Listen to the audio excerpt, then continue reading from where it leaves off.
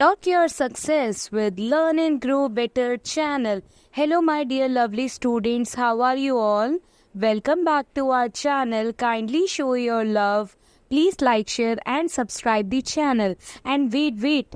Don't forget to hit the bell icon so that you never miss any video. Let's get started. The subtopic is breathing underwater.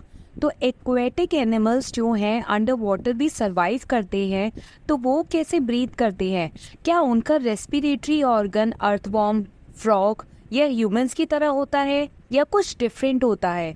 ये सब हम अपनी video के through cover करेंगे. So are you interested? Let's get started. As you already know, we are on topic science class 7 chapter 10 respiration of organism. So let's get into the video. And many other organisms which live in water and they do also breathe underwater. But how do they breathe वो हम अपनी video के through cover करेंगे. जैसे कि fishes की बात करें, fishes is also a kind of living organism. अब लिविंग ऑर्गेनिज्म, चाहे कोई भी लिविंग ऑर्गेनिज्म हो, वो कंटिन्यूसली रेस्पिरेशन और ब्रीदिंग करते हैं ताकि जो भी ग्लूकोज उनकी बॉडी में है, जो भी फूड उनकी बॉडी में है, वो क्या हो पाए, एनर्जी में कन्वर्ट हो पाए. तो फिशेस के पास जो रेस्पिरेटरी ऑर्गन होता है वो है गिल्स. तो गिल्स जो है इसी के थ्रू वो क्या करते हैं, ब्रीद इन और ब्रीद आउट गैसेस करते हैं और अपना रेस्पिरेशन प्रोसेस कर पाते हैं.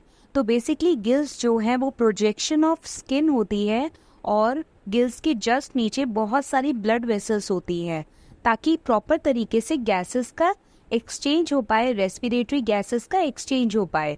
तो ध्यान रखना है, फिशेस यानी कि aquatic animals that live in water, उसका ब्रीदिंग ऑर्गन होता है गिल्स. वाटर में जो डिजॉल्व्ड ऑक्सीजन होती है, फिशेस जो हैं उसे टेक इन कर लेते हैं एंड देन उसे सेंड कर देते हैं गिल्स के through to their extreme body. और वो ऑक्सीजन गैस यूज होती है, यूटिलाइज होती है for the process of respiration. Glucose का कन्वर्जन होता है into a form of energy. Then जो गैसेस होती हैं एक्सपेल आउट होती है थ्रू देयर गिल्स अगेन. तो ध्यान रखना है, एब्जॉर्प्शन एंड रिलीजिंग किसके थ्रू होता है, उनके ब्रीदिंग ऑर्गन के थ्रू होता है. और फिशेस का ब्रीदिंग ऑर्गन होता है उनकी गिल्स. तो गिल्स जो है जस्ट प्रोजेक्शंस ऑफ स्किन होती है जिसके नीचे जस्ट बहुत सारी ब्लड वेसल्स होती है जिसके थ्रू गैसेस का रेस्पिरेशन हो पाता है. This oxygen is then carried to all the parts of fishes for respiration. The carbon dioxide produced during respiration is brought back by the blood into the gills and expelled into the surrounding water. I hope आपको ये concept clear होगा कि कैसे fishes जो है वो breathing process करते हैं through there, yes very well done, through there organ, special organ that is known as gills. क्या सभी एक्वेटिक एनिमल्स का स्पेशल ऑर्गन गिल्स होता है? नहीं. Sea animals like dolphins and whales live in water but unlike fishes they do not possess gills for respiration. उनके पास gills नहीं होता. तो जो सी एनिमल्स होते हैं लाइक डॉल्फिन्स एंड व्हेल्स, उनके पास क्या होता है, उनके पास भी नॉस्ट्रल्स होते हैं जिन्हें ब्लो होल्स कहते हैं और लंग्स होते हैं. Their blow holes are located on the upper part of their head. तो हेड के जस्ट ऊपर इनका होल होता है जैसे नॉस्ट्रल या ब्लो होल कहते हैं. These animals breathe in through their nostril and lungs. तो डॉल्फिन्स और व्हेल्स के पास जो है नॉस्ट्रल्स और लंग्स होते हैं और वो बार बार सरफेस के पास आते हैं ताकि वो टाइम टू टाइम जो है एयर को ब्रीथ कर पाए. Sometimes whales release a function of water that moves upward like a spray. और कई बार वो जो है वाटर की सरफेस पर आकर अपने ब्लो होल से जो है वाटर को बाहर एक्सपेल आउट करते हैं. This is because when a whale breathes air out of its blue hole, it appears as a spray or a mist, also called a spot. It can be seen from many miles away. तो ध्यान रखना है, dolphins और whales का respiratory यानी कि breathing organ होता है उनकी नॉस्ट्रल, जिसे ब्लो होल कहते हैं, और इसी के थ्रू जो है वो वाटर को एक्सपेल आउट करते हैं और टाइम टू टाइम जो है सरफेस पर आते हैं ताकि वो प्रॉपरली ब्रीदिंग प्रोसेस कर पाए. और उनके पास लंग्स होते हैं जिससे वो इजिली ब्रीद इन और ब्रीद आउट कर पाते हैं. Blue holes are surrounded by muscles that keep the holes closed.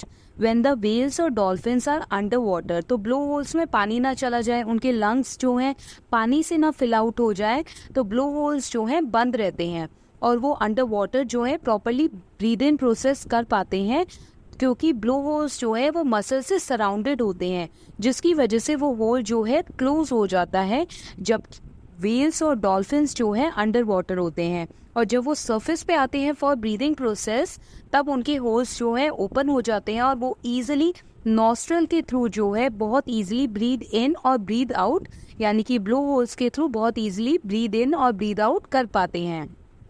तो लंग्स तो ह्यूमंस के पास भी होते हैं, तो क्या ह्यूमंस जो है अंडर वाटर सर्वाइव कर सकते हैं जैसे कि डॉल्फिन्स और व्हेल्स करते हैं? नहीं, the human can not survive under water because they do not possess any gill to make use of oxygen dissolved in water, क्योंकि ह्यूमंस के पास जो है ऑक्सीजन जो है वो वाटर में डिजोल्व होती है। अब वो गिल्स नहीं है ह्यूमंस के पास जिससे वो वाटर से ऑक्सीजन को ले पाए, यूटिलाइज कर पाए, क्योंकि वो डिजोल्व फॉर्म में है।